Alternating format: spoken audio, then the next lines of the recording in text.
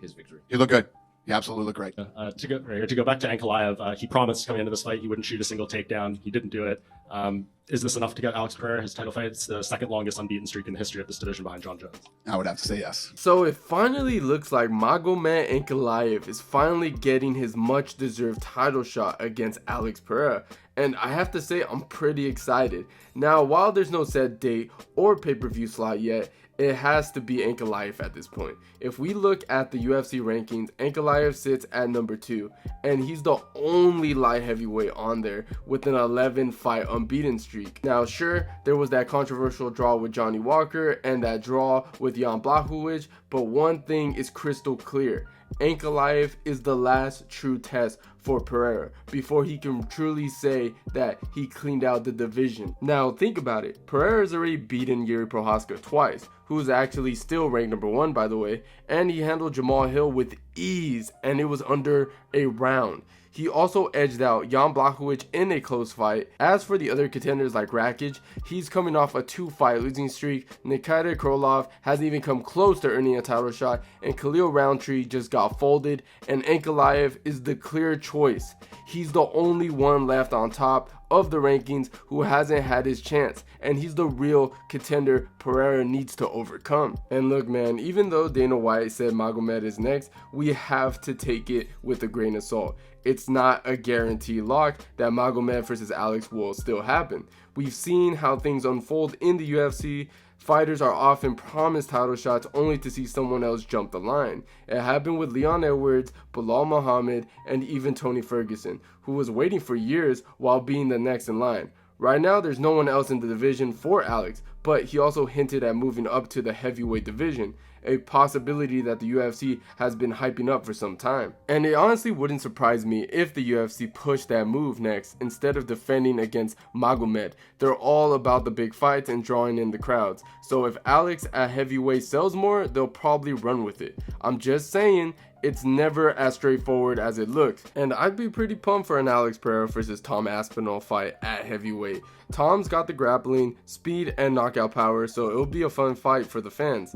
But as a hardcore fan, I want to see Alex face Magomed Ankalaev first.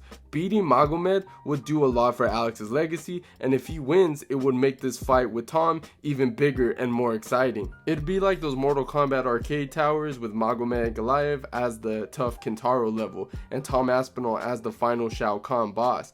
Alex going through Magomed first would feel like a leveling up, making a potential showdown with Tom even more epic. Beating Magomed would add to the hype, setting up the heavyweight clash with Tom as the ultimate boss battle. Everyone would be dying to see it at that point. Now, I'm not saying that Alex Pereira is necessarily ducking Magomed Ankalaev. I'm not saying that in the least, but it makes sense why people would feel like this too. I mean, after all, there's a lot of back and forth surrounding whether Alex Pereira is actively avoiding a fight with Magomed Ankalaev.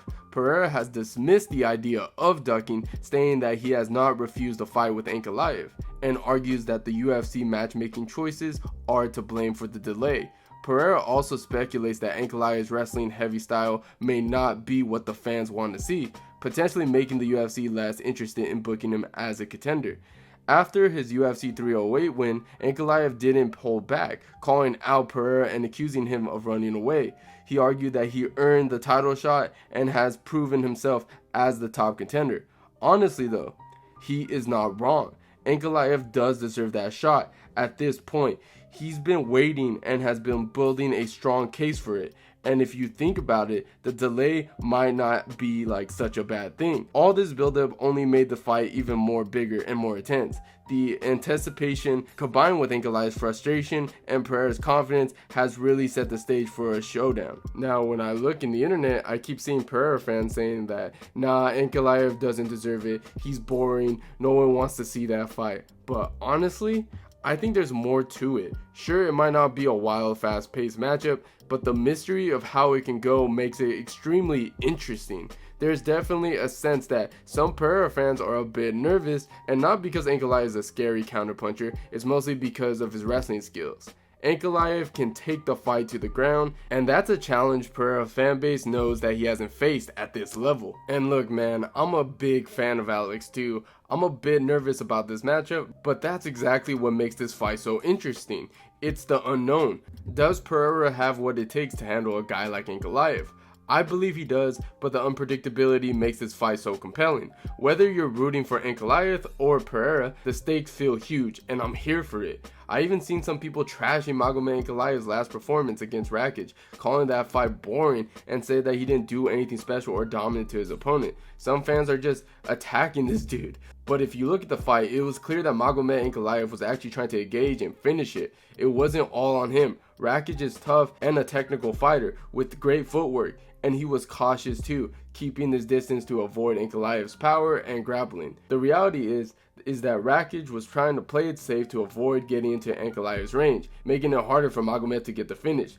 It's not as simple as he didn't try. Magomed has to work within the limitations of Rakic, and that's just the challenge of facing a guy like Rakic, who's not going to give you an easy opening. And let's be real, Alex Pereira definitely needs this fight for his legacy.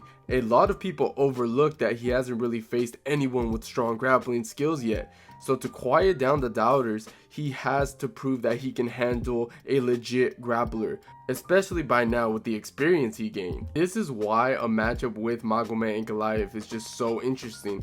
Ankalaev has solid grappling skills. Even if he's not super heavy on his wrestling or submissions, just having that grappling threat will make this fight more challenging for Pereira, forcing him to prove that he can hold his own against someone with that skill set.